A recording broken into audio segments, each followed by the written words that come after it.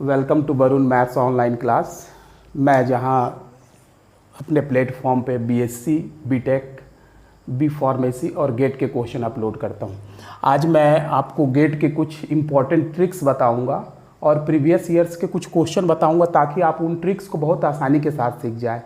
Gate exam में main क्या होता है कि अपने पास टाइम की कमी होती है। यदि अपने को ट्रिक्स मालूम है, उसकी प्रॉपर्टीज़ मालूम है, ज़्यादा से ज़्यादा प्रॉपर्टीज़ याद करने की कोशिश कीजिए और प्रॉपर्टी ढूंढिए।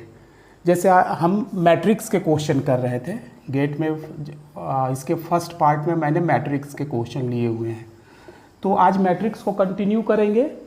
तो आप टेक्स्ट बुक से जब पढ़ेंगे तो जो मैट्रिक्स की प्रॉपर्टीज़ होती है उन प्रॉपर्टीज़ को आप बहुत अच्छे ढंग से एक कहीं किसी कॉपी में लिख लेंगे और उसको याद करेंगे।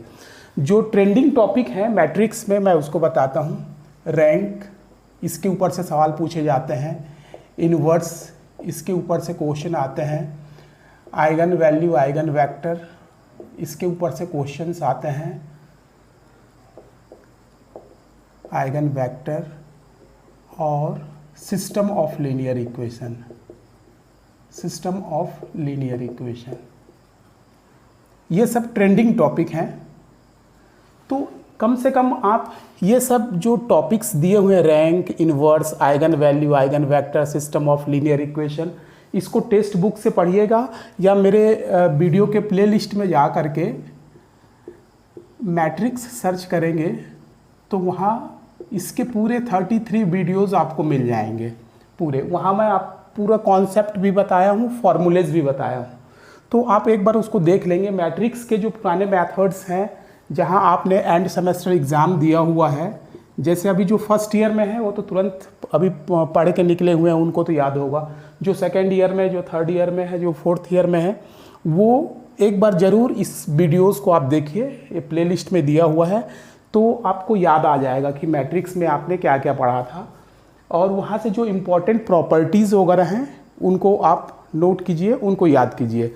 तो गेट में मेन क्या होता है, गेट एग्ज़ाम को क्रैक करने का सबसे आसान तरीका और सबसे बेस्ट फॉर्मूला ये है कि आप प्रॉपर्टीज़ के थ्रू जाएं, ट्रिक्स के थ्रू जाएं, तो आपको क्या होगा, आपका टाइम सेव होगा और आप अच्छे से क्वेश्चन को अटेम्प्ट कर सकते हैं। तो मैं यहाँ क्या करूँगा, मैट्रिक्स के बहुत सारे क्वेश्चन बताऊँगा, क्वेश्चंस के ऊपर ट्रिक्स बताते जाऊँगा, बार बार क्वेश्चन को भी रिपीट करूँगा, बार बार प्रॉपर्टीज़, बार बार ट्रिक्स को भी रिपीट करूँगा, ताकि आपको बहुत अच्छे से वो कंफर्म हो जाए। आप केवल गेट के वीडियोस देखेंगे मैट्रिक्स के, तो उसी में आपको समझ में आ जाएगा कि इसकी क्या प्रॉपर्टीज़ होती है और इसको कैसे आसानी के साथ सॉल्व किया जा सकता है। चलिए एक क्वेश्चन लेते हैं जो इम्पोर्टेंट ट्रिक्स के ऊपर डिपेंड है। एक क्वेश्चन लेकर के देखते हैं। देखिए, केमिकल इंजीनियरिंग 2005 में क्वेश्चन आया हुआ था, ट्रेंडिंग क्वेश्चन है, इनवर्स से क्या क्या आ सकता है। हालांकि ये बहुत पुराना है, फिर भी आपको जानना चाहिए क्योंकि यहाँ से आपको कॉन्सेप्ट मिलेगा, ट्रिक्स मिलेंगे और ये क्वेश्चन इसी आधार पे क्वेश्चन रिपीट भी होते हैं। मैट्रिक्स में देखिए क्या है, the inverse of the matrix, इस मैट्रिक्स का इन्वर्स पूछ रहा है।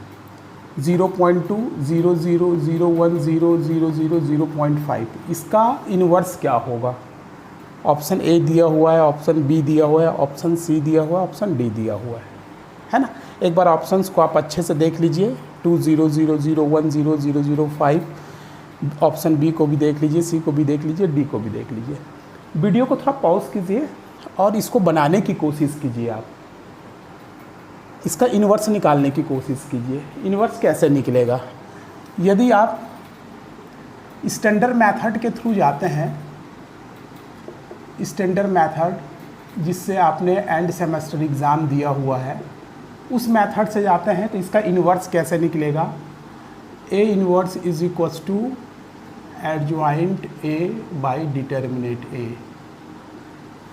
इसका एडजॉइंट निकालना अपने आप में टाइम टेकिंग प्रोसेस है।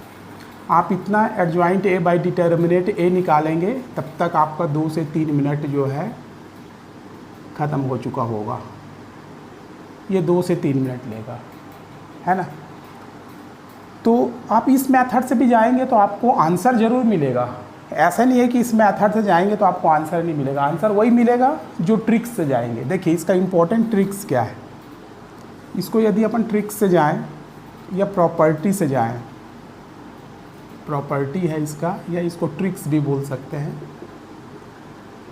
जो डायगोनल एलिमेंट होते हैं अपने पास, देखिए ये डायगोनल एलिमेंट है। मान लीजिए कि सपोज कीजिए कि ए एक डायगोनल एलिमेंट है, ए एक डायगोनल एलिमेंट है, x 0 0 0 y 0 0 0 z, ये एक डायगोनल एलिमेंट है। इसकी एक प्रॉपर्टी होती है, इसकी एक प्रॉपर्टी है कि इसका डायरेक्ट आप ए इनवर्स निकाल सकते हैं। ठीक है, इसका ए इनवर्स क्या होगा? इसका ए इनवर्स 1/x 0 0, इसको ठीक से लिख लीजिए, 1/x 0 0 0 1/y 0 0 0 1/z। ये डायगोनल मैट्रिक्स की प्रॉपर्टी है, इम्पॉर्टेंट प्रॉपर्टी। तो इसका ये भी डायगोनल मैट्रिक्स है, तो इसका ए इनवर्स कैसे निकलेगा? A inverse is equals to, देख लीजिए आप क्या निकलेगा, 0.2 सॉरी 1/0.2 0 0 0 1/1 0 0 0 1/0.5। इसको आप थोड़ा सा सॉल्व करेंगे तो क्या मिल जाएगा आपको? 0.2 का ये 10 हो जाएगा, ये 5 0 0 0 1 0 0 0, ये इसको सॉल्व करेंगे तो कितना आ जाएगा? ये 2। तो यदि आपको प्रॉपर्टी याद है, देखिए डायगोनल मैट्रिक्स की प्रॉपर्टी आपको याद है कि जो भी डायगोनल मैट्रिक्स होता है उसका ए इनवर्स अपन सीधे सीधे निकाल सकते हैं, ऐसा है ना। डायगोनल के एलिमेंट 1/, में लिखा जाता है, इन्वर्स हो जाते हैं। तो इसे बहुत आसानी के साथ 10 सेकेंड में आप इसके रिजल्ट को निकाल सकते हैं। तो कौन सा ऑप्शन सही है? ये वाला ऑप्शन सी सही है। ठीक है, तो आप ट्रेडिशनल मेथड से जाएंगे तो आपको टाइम लगेगा, और जब आप ट्रिक्स या प्रॉपर्टी से जाएंगे तो बहुत आसानी के साथ आप क्वेश्चन को अटेम्प्ट कर सकते हैं। तो टेक्स्ट बुक में जो स्टैंडर्ड के टेक्स्ट बुक हैं, जैसे BS गरेवाला वगैरह के बुक है, वहाँ जब भी आप टॉपिक को पढ़ेंगे तो उसके इम्पॉर्टेंट प्रॉपर्टीज़ को आप ज़रूर नोट कर लेंगे। ठीक है, चलिए एक दूसरा क्वेश्चन लेकर के देखते हैं, 2020 के क्वेश्चन लेकर के देखते हैं। देखिए गेट 2020 का एक क्वेश्चन है, सिविल में आया हुआ था, 1 मार्क्स के लिए। ये क्या है? Given matrix A is equal to sine theta tan theta 0 cos theta, the sum of squares of eigen values of A is, इसके जो आइगन वैल्यूज़ होंगे, इसके कितने आइगन वैल्यूज़ होंगे? ये 2x2 का मैट्रिक्स है, तो इसके आइगन वैल्यूज़ कितने होंगे? 2 आइगन वैल्यूज़ होंगे इसके, आइगन वैल्यूज़ इसके, let eigen values are λ1 and λ2, 2 eigen values होंगे। Given A is equals to this, the sum of square of eigen values, अपने से पूछ रहा है कि आइगन वैल्यूज़ का स्क्वायर का सम कितना होगा। Sum of square of eigen value, eigen value जो भी निकलेगी उसका इस y1 का स्क्वायर y2 का स्क्वायर करेंगे तो इसका रिजल्ट क्या आएगा? A 10 square theta, B 1, C sign square theta, या D फिर कॉस स्क्वायर थीटा, क्या निकलेगा? तो पहले तो देख लीजिए कि आप ट्रेडिशनल मेथड से जाएंगे, एंड सेमेस्टर एग्ज़ाम्स के मेथड से, या स्टैंडर्ड मेथड से जाएंगे। आप इसको थोड़ा सा वीडियो को पॉज करके अपने से बनाने की कोशिश कीजिए, और कोई भी प्रॉपर्टीज़ यदि आपको याद है तो उस प्रॉपर्टी को लगाने की कोशिश कीजिए, तो क्या रिज़ल्ट आता है आप एक बार देख लीजिएगा। तो यदि स्टैंडर्ड मेथड से आप जाएंगे तो आपको क्या करना पड़ेगा? आइगन वैल्यूज़ निकालने के लिए कैरेक्टरिस्टिक्स इक्वेशन निकालना पड़ेगा, A minus lambda i equals to 0, है ना। फिर इसको सॉल्व करना पड़ेगा, sine theta minus lambda tan theta, फिर 0 cos theta minus lambda equals to 0, इसको सॉल्व करना पड़ेगा। फिर लैम्डा की वैल्यूज़ यहाँ से 2 वैल्यूज़ निकलेगी, है ना, फिर उसको निकाल करके सम करना पड़ेगा। फिर भी यहाँ आपको 2 से 3 मिनट जो है आपका ये ले लेगा 2 से 3 मिनट, ठीक है। तो आपको स्टैंडर्ड मेथड से या एंड सेमेस्टर एग्ज़ाम के मेथड से नहीं जाना है, आपको ट्रिक्स लगाना है, ट्रिक्स लगाना है, आपको ट्रिक्स या प्रॉपर्टीज़ लगानी है। तो आप मैट्रिक्स को ध्यान से देखिए, मैंने इसके बारे में डिस्कस भी किया था। आप जब इसके पार्ट 1 को देखेंगे तो पार्ट 1 में मैंने अपर ट्रायंगुलर मैट्रिक्स और लोअर ट्रायंगुलर मैट्रिक्स की प्रॉपर्टी के बारे में डिस्कस किया था। आप पार्ट 1 को भी देख सकते हैं, गेट पार्ट 1 को आप देख सकते हैं। वहाँ अपर ट्रायंगुलर मैट्रिक्स किसको बोलते हैं, लोअर ट्रायंगुलर मैट्रिक्स किसको बोलते हैं, उसकी क्या प्रॉपर्टीज़ होती है, मैं आपको बताया था। देखिए क्या होता है कि जब डायगोनल के एलिमेंट्स, इसको मैं यहाँ सॉल्व करता हूँ। ये अपर ट्रायंगुलर मैट्रिक्स क्या होता है, अपर ट्रायंगुलर मैट्रिक्स या लोअर ट्रायंगुलर मैट्रिक्स क्या होता है, जैसे 1 2 2 0 1 3 0 0 4। तो क्या है, ये प्रिंसिपल डायगोनल के जो एलिमेंट हैं, यदि उसके नीचे पूरे एलिमेंट जो हैं 0 होंगे तो ये अपर ट्रायंगुलर मैट्रिक्स होगा। प्रिंसिपल डायगोनल एलिमेंट के जस्ट नीचे जितने भी एलिमेंट हैं, यदि पूरे के पूरे एलिमेंट 0 हैं तो ये अपर ट्रायंगुलर मैट्रिक्स होगा, ठीक है। और अपर ट्रायंगुलर मैट्रिक्स में क्या होता है, ये जो प्रिंसिपल एक्सिस के एलिमेंट हैं यही आइगन वैल्यूज़ होता है। ये जो आइगन वैल्यूज़ होगा इसके ये 3x3 का होगा ना, ये 3x3 का होगा। तो इसके 3 आइगन वैल्यूज़ होंगे, λ1 λ2 और λ3। और यदि ये क्या है, अपर ट्रायंगुलर मैट्रिक्स है, तो एक प्रॉपर्टी होती है कि यही वाले जो प्रिंसिपल डायगोनल के एलिमेंट हैं वही आइगन वैल्यूज़ होते हैं। तो इसके आइगन वैल्यूज़ क्या क्या हो जाएंगे, 1 1 और 4, ठीक है। तो ये भी क्या है, प्रिंसिपल डायगोनल एलिमेंट है। देखिए ये प्रिंसिपल डायगोनल एलिमेंट है, इसके नीचे के एलिमेंट जो हैं वो 0 हैं। तो ये क्या हो जाएगा, अपर ट्रायंगुलर मैट्रिक्स, ये अपर ट्रायंगुलर मैट्रिक्स हो जाएगा। और अपर ट्रायंगुलर मैट्रिक्स की क्या विशेषता होती है कि इसके 2 कैरेक्टरिस्टिक्स इक्वेशन आइगन वैल्यूज़ आएंगे, इसके 2 आइगन वैल्यूज़ आएंगे। वो आइगन वैल्यूज़ क्या क्या होगा, जो प्रिंसिपल डायगोनल में होगा। तो यहाँ एक हो जाएगा साइन थीटा और दूसरा हो जाएगा कॉस थीटा। तो एक आइगन वैल्यू हो गया साइन थीटा, दूसरा हो गया कॉस थीटा।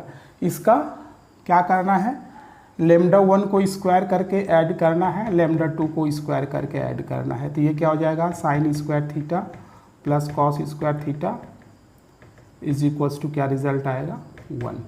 तो ये वाला ऑप्शन सही है ना।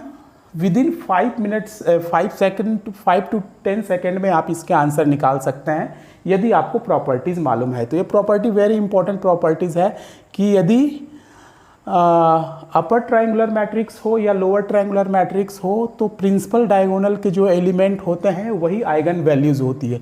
तो ये क्या है, ये अपर ट्रायंगुलर मैट्रिक्स है, तो ये जो है ये दोनों आइगन वैल्यूज़ हैं। इसके 2 आइगन वैल्यूज़ होंगे, तो λ1 ये हो जाएगा, λ2। आपको आइगन वैल्यूज़ कैरेक्टरिस्टिक्स इक्वेशन से निकालने की ज़रूरत नहीं है, सीधा सीधा आपको पता चल जाएगा, ठीक है। इसको फिर स्क्वायर करके ऐड कर दीजिए तो आपका रिजल्ट आ जाएगा, ठीक है। मेरे ख्याल से ये क्वेश्चन आपको समझ में आ गया होगा। चलिए नेक्स्ट क्वेश्चन देखते हैं अपन। ये अगेन गेट 2020 का क्वेश्चन है, सिविल ब्रांच के लिए ही। ये 2 मार्क्स का आया हुआ था, 2 मार्क्स का क्वेश्चन है ये। इसमें लिखा हुआ है कि A4x4 matrix P is given below. P की वैल्यू आपको दिया हुआ है 0 1 3 0 -2 3 0 4 0 0 6 1 0 0 1 6। ये 4x4 मैट्रिक्स आपको गिवन है। तो इसके कितने आइगन वैल्यूज़ होंगे, द आइगन वैल्यूज़ आर। तो कौन सा इसके कितने आइगन वैल्यूज़ होंगे, 4 आइगन वैल्यूज़ होंगे। वो चारों आइगन वैल्यूज़ कौन से हैं, वो परफेक्ट आइगन वैल्यूज़ कौन सा है वो अपने को निकालना है। आइगन वैल्यूज़ ए है 0 3 6 6 1 2 3 4 या 3 4 5 7 या 1 2 5 7 क्या है, ये आपको निकाल करके बताना है।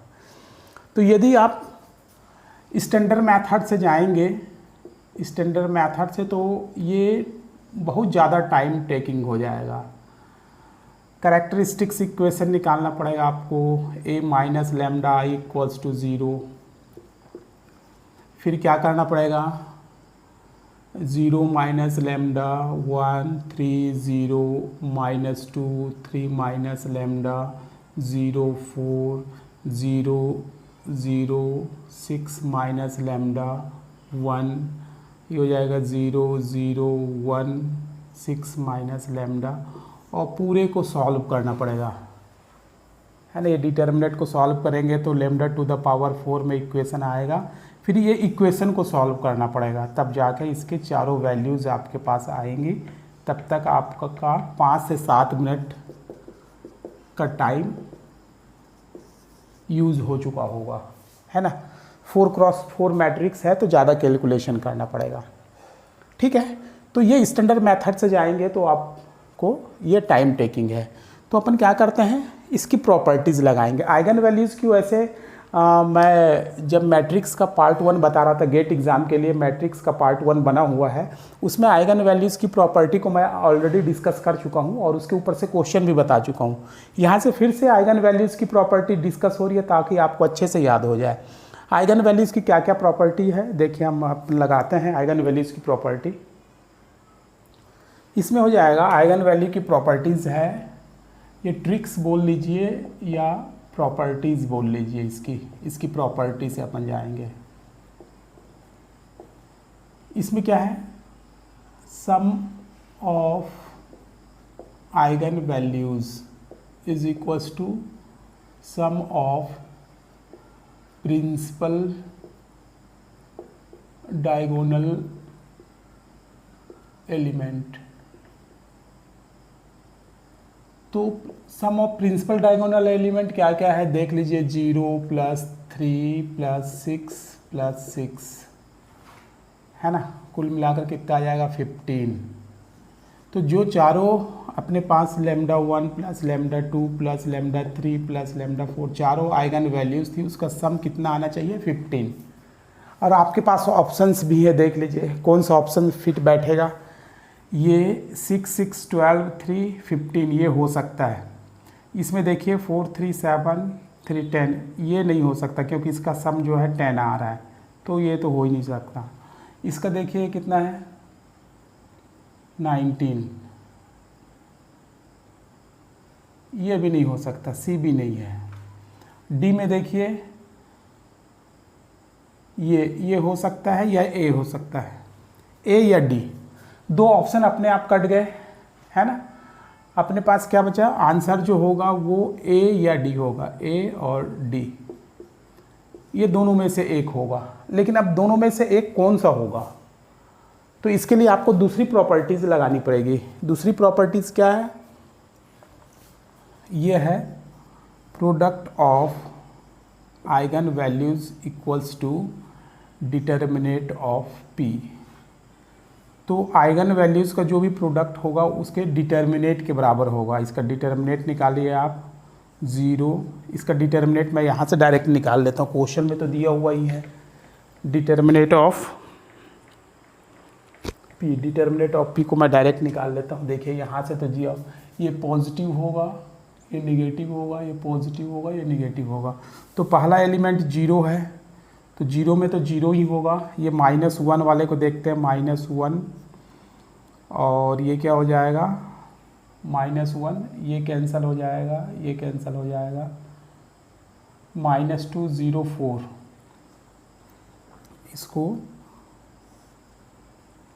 1 के लिए ये और ये कैंसिल, -2 0 4, -2 0 4, और ये हो जाएगा 0 6 1 0 6 1 और 0 1 6 0 1 6, और इसमें क्या आ जाएगा +3। +3 में देखिए क्या आ जाएगा, ये और ये कैंसिल हो जाएंगे, तो -2 3 4, और ये आ जाएगा 0 0 1 0 0 1 आ जाएगा, ये 0 0 6 आ जाएगा। अब आप इसको सॉल्व कर लीजिए, हो जाएगा -1 ये -2 के लिए निकलेगा, -2 के लिए 36 - 1 35 -0 +4, ये कैंसिल, ये भी 0। जनरली जब भी ऐसे क्वेश्चन दिए जाते हैं तो उसका कैलकुलेशन थोड़ा सा इजी रहता है। यहाँ कैलकुलेट कर लीजिए, आपको तुरंत पता चल जाएगा। 3 -2 के लिए सॉल्व करेंगे तो ये और ये कैंसिल, ये 0 आ जाएगा, -3, ये और ये कैंसिल, ये भी 0 आ जाएगा, +4, ये कैंसिल, ये कैंसिल, ये भी 0 आ जाएगा। तो ये पूरा का पूरा 0 आ गया, ये भी 0, ये भी 0। तो यहाँ 70 आया। 35 2 जा 70, माइनस माइनस प्लस, प्रोडक्ट कितना आया? Product of eigen value, product of eigen values कितना आया? 70। किसका मल्टीप्लाई करने से 70 आता है? देखिए ये कितना हो जाएगा, 6 6 या 36 और इंटू 3 108 आ रहा है। तो मतलब ये नहीं होगा, ये भी नहीं होगा। तो डी में देखिए इसमें 70 आ रहा है, तो इसका सही और करेक्ट आंसर आएगा ऑप्शन डी। इसके जो चारों आइगन वैल्यूज़ होंगे वो ए होगा, 1 2 5 और 7। तो आप यदि प्रॉपर्टी का यूज़ करके जाएंगे, 2 मार्क्स का क्वेश्चन था तो थोड़ा सा लेंदी तो होगा ही, थोड़ा सा ज़्यादा टाइम लेगा ही आपसे। तो इसमें 2 प्रॉपर्टी अपन यूज़ किए, सम ऑफ आइगन वैल्यूज़ है ना, तो उससे 2 ऑप्शन अपने आप कट गए। प्रोडक्ट ऑफ आइगन वैल्यूज से करेक्ट आंसर अपना निकल गया। तो जो अपन आइगन वैल्यूज़ की प्रॉपर्टी थी, आइगन वैल्यूज़ की प्रॉपर्टी लगाया तो ये अपना आंसर आसानी के साथ आ गया। ठीक है, चलिए हम नेक्स्ट क्वेश्चन देखते हैं। चलिए देखिए, रैंक ऑफ मैट्रिक्स के ऊपर एक प्रॉब्लम है, EC 2006 का एक क्वेश्चन है। Rank of matrix 1 1 1 1 -1 0 1 1 1 is A 0 B 1 C 2 D 3। इस मैट्रिक्स का रैंक क्या है? तो आप इसको एंड सेमेस्टर एग्ज़ाम के थ्रू जाएंगे या स्टैंडर्ड मेथड के थ्रू जाएंगे तो इसको एसिलॉन फॉर्म में चेंज करना पड़ेगा, है ना। ये क्या हो जाएगा, 1 1 1 1 -1 0 1 1 1, है ना। एसिलॉन फॉर्म में चेंज करना पड़ेगा आपको इसको, केवल रो का यूज़ करते हुए। तो इसमें क्या करेंगे, इसको 0 बनाने के लिए R2 will change R2 - R1 और R3 इसको भी 0 बनाएंगे तो R3 will change R3 - R1। वहाँ आपको लिखने की ज़रूरत नहीं है, आप डायरेक्ट कर सकते हैं। तो 1 1 1 1 में से 1 गया 0, ये हो जाएगा -2, ये हो जाएगा -1, ये हो जाएगा 0, ये हो जाएगा 0, ये हो जाएगा 0। तो इसका रैंक क्या आ जाएगा, ये एसिलॉन फॉर्म में आ गया। देखिए 1 0 1 0 1 0 0 0, ये एसिलॉन फॉर्म में आ गया। कितने इसके नॉन जीरो रो हैं? 2, तो इसका रैंक आ गया 2। ये स्टैंडर्ड मेथड से भी बहुत आसानी के साथ बन जा रहा है ना। एक स्टेप, मात्र एक स्टेप में इसका आंसर आ गया। यदि प्रॉपर्टी से जाएंगे,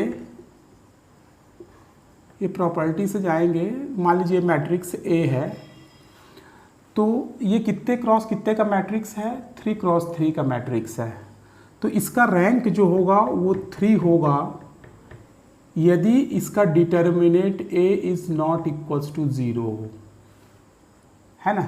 लेकिन यदि आप इसका डिटर्मिनेंट निकालेंगे तो ये 0 ही आएगा, क्योंकि 2 रो आपस में बराबर है। तो इसका रैंक जो है वो 3 नहीं होगा। आप लॉजिक से जा रहे हैं, लॉजिक के थ्रू जाएंगे तो ये 3 क्रॉस 3 का मैट्रिक्स है, तो क्या होगा, इसका रैंक 3 हो सकता है। इसका रैंक 3 कब होगा? जब इसका डिटर्मिनेंट जो है 0 ना आए, तब इसका रैंक 3 होगा, अदरवाइज़ नहीं हो पाएगा। तो इसको देखते हैं, 2 रो जो हैं सेम है, तो इसका डिटर्मिनेंट क्या होगा? 0 होगा। इसका ये मतलब है कि इसका रैंक 3 नहीं होगा। रैंक 3 नहीं होगा तो क्या होगा? 2 होगा। कोई सा भी 2 क्रॉस 2 का आप मैट्रिक्स बना लीजिए, उसका डिटर्मिनेंट को चेक कर लीजिए। 1 1 1 -1, इसके डिटर्मिनेंट को चेक कर लीजिए 2 क्रॉस 2 के। यदि ये भी 0 हो जाएगा तो 2 भी नहीं होगा, लेकिन इसको आप चेक करके देखिए, ये हो जाएगा -1 -1 इज इक्वल्स टू -2। तो इसका क्या होगा, determinant is not equals to zero. इसका जो डिटर्मिनेंट है, मान लीजिए इसको मैं बी बोला, तो ये determinant B is not equals to zero, तो इसका रैंक कितना हो जाएगा, 2 हो जाएगा, है ना। आप ऐसे भी जा सकते हैं, है ना, प्रॉपर्टी का यूज़ करके। पहले रैंक 3 को चेक कर लिए, यहाँ देख लिए रैंक 3 नहीं होगा, रैंक 3 नहीं होगा तो किसी 2x2 मैट्रिक्स को देख लिए, तो उसका रैंक यदि 2 आता है तो ठीक है, नहीं तो फिर 1 आएगा, है ना। तो यहाँ से फटाक से तुरंत आंसर आ जाता है। खैर इसमें क्या है, स्टैंडर्ड मेथड से भी एक ही स्टेप लग रहा है, इससे भी आपको उतना ही टाइम लग रहा है। आप दोनों में से जिसमें भी चाहे उससे बना सकते हैं। इसका जो है रैंक वो 2 आएगा, ठीक है। तो चलिए अब नेक्स्ट क्वेश्चन करके देखते हैं। देखिए एक वेरी इंपॉर्टेंट क्वेश्चन है, ये गेट 2020 का क्वेश्चन है, 2 मार्क्स के लिए, ECE का क्वेश्चन है, 2 मार्क्स के लिए, ठीक है। इसमें क्या है, consider the following system of linear equations, x1 + 2x2 = b1, 2x1 + 4x2 = b2, 3x1 + 7x2 = b3, 3x1 + 9x2 = b4। ये सिस्टम ऑफ लीनियर इक्वेशन आपको दिया हुआ है। Which one of the following conditions, ये जो कंडीशंस दिया हुआ है, ensure that A solution exist for the above. कौन सी कंडीशन इस बात को इंश्योर करती है कि इस इक्वेशन का एक सॉल्यूशन होगा। ये एक आपको सिस्टम ऑफ लीनियर इक्वेशन दिया हुआ है ना, सिस्टम ऑफ लीनियर इक्वेशन दिया हुआ है, 4 इक्वेशंस हैं। तो आपको ये देखना है इन चारों कंडीशन में कौन सी ऐसी कंडीशन है जो इस बात को इंश्योर करती है कि इसका एक सॉल्यूशन होगा, a solution exist. Solution exist कब करता है, rank of A is equals to rank of A B, है ना।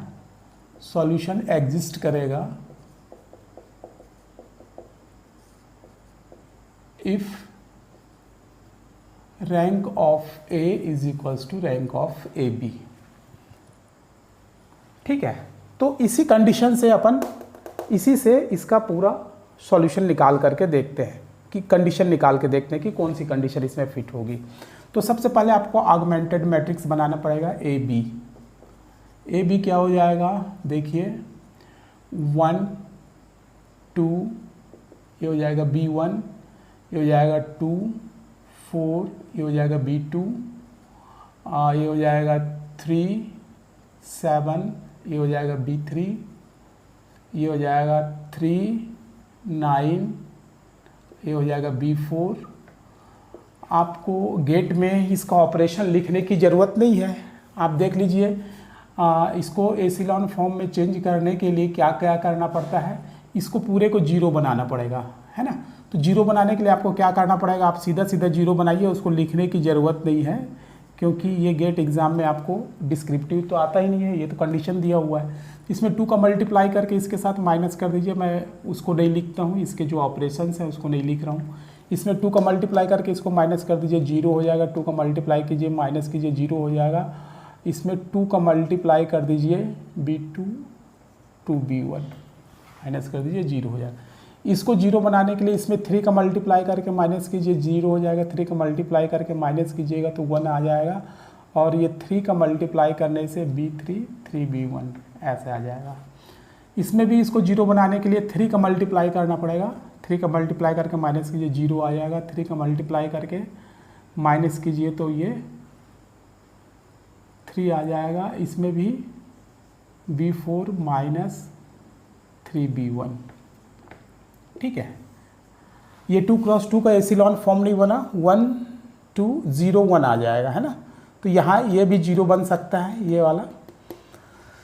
तो इसमें क्या करेंगे, यहाँ से इसको भी 0 बना दीजिए आप। तो ये क्या हो जाएगा, 1 2 B1, ये तो 0 0 डायरेक्ट रहा, इसको इधर लिखने की ज़रूरत नहीं है। B2 माइनस 2 B1, और ये एज इट इज रहेगा 0 1 B3 माइनस 3 B1। अब इसमें 3 का मल्टीप्लाई करके इसके साथ माइनस कीजिए, 0 हो जाएगा। 3 का मल्टीप्लाई करके माइनस कीजिए, 0 हो जाएगा। अब इसमें से ये B4 minus B4 minus 3B1 में क्या करना है, इसमें 3 का मल्टीप्लाई करके माइनस करना है, 3 का मल्टीप्लाई करके ये B3 माइनस 3B1, तो ये आपको क्या मिलेगा, B4 minus 3B1 minus 3B3 और ये हो जाएगा 3 3 जा 9B1। ठीक है, इसको यदि आप सॉल्व करेंगे तो 9B1 माइनस 3B1 ये हो जाएगा 6B1 और ये हो जाएगा माइनस 3B3 और ये जाएगा प्लस B4। ठीक है, 6B1 minus 3B3 plus B4, ये इसको पूरा सॉल्व करेंगे, यहाँ अलग से आप सॉल्व कर लीजिए तो ये हो जाएगा 6B1 माइनस 3B3 और ये हो जाएगा B4। ठीक है, ये अब एसिलॉन फॉर्म में आ गया है 2x2 वाले में। अब यहाँ रैंक ए और रैंक बी बराबर हो आपस में, रैंक ए और रैंक ए बी ये दोनों बराबर होना चाहिए। कैसे बराबर होगा, चलिए मैं ऊपर का मिटा देता हूँ। ये बराबर कैसे होगा,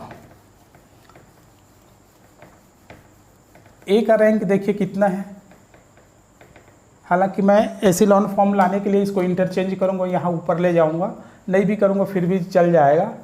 ए का रैंक, ए में नॉन जीरो रो कितने हैं ये इसका देखना पड़ेगा, इधर का नॉन जीरो रो, ये 2 जीरो रो हैं और 2 नॉन जीरो रो है, इसका रैंक है 2। इसका रैंक, इसका भी रैंक कितना होना चाहिए, 2 ही होना चाहिए। इसका रैंक 2 हो तो इसके लिए क्या करना पड़ेगा, इसको 0 होना पड़ेगा, B2 minus 2B1 equals to 0 होना पड़ेगा, तो B2 is equals to 2B1 होना चाहिए, एक कंडीशन ये होना चाहिए। और इसको भी 0 होना पड़ेगा, इसको और इसको, ये दोनों को 0 होना पड़ेगा, तो दोनों का रैंक जो है 2-2 आ जाएगा। तो लास्ट में क्या हो जाएगा, 6B1 माइनस 3B3 और प्लस B4, इसको भी 0 होना पड़ेगा, है ना, तब जा कर के ये दोनों कंडीशन सेटिस्फाई होगी, तभी इसका सॉल्यूशन होगा। तो ये कहाँ पास है इसका सॉल्यूशन, ये देखिए B2 is equals to 2B1 पहला ही है और 6B1 minus 3B2 B4 equals to 0। तो ये कंडीशन यदि सेटिस्फाई होगी तो इस इक्वेशन का एक सॉल्यूशन एग्जिस्ट करेगा, अदरवाइज सॉल्यूशन एग्जिस्ट नहीं करेगा। ठीक है, तो ये मैं 2020 का क्वेश्चन में बताया, 2020 का कुछ क्वेश्चन आप आज देखे हैं। इसमें मैंने प्रॉपर्टी का यूज़ किया है, ट्रिक्स का यूज़ किया है, तो मैं मिक्सअप करके, जिसमें सभी चीज़ मिक्सअप रहेंगे, रैंक रहेगा, आइगन वैल्यू आइगन वेक्टर रहेगा, सिस्टम ऑफ लीनियर इक्वेशन रहेगा, इन्वर्स रहेंगे, ऐसे पूरे क्वेश्चन को मिक्स करा के पहले प्रैक्टिस करवा देता हूँ। उसके बाद प्रीवियस ईयर्स के जो क्वेश्चन होंगे वो मैं आपको सॉल्व करवाऊँगा। ठीक है, तो इतने क्वेश्चन को आप ध्यान से देखिए और पूरे ट्रिक्स और मेथड को आप समझते रहिए, बार बार वीडियो को देखिए और उसके ट्रिक्स को आप समझते रहिए। ठीक है, आज के लिए बस इतना ही। यदि आपको ये वीडियो पसंद आया है तो आप इसको लाइक करेंगे, अपने दोस्तों के साथ शेयर करेंगे, और यदि अभी तक आपने मेरे चैनल को सब्सक्राइब नहीं किया है तो प्लीज़ सब्सक्राइब करेंगे। Thank you very much.